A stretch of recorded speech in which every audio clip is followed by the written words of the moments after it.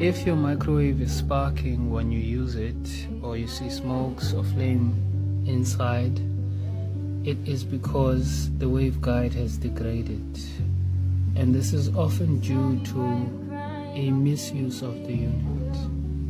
You should not place anything that's metal inside, and you should always cover the food you place inside the cavity.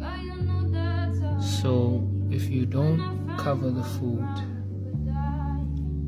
particles will splatter, and the waveguide will absorb those particles and they will degrade the waveguide. As you can see here, there's food particles all over.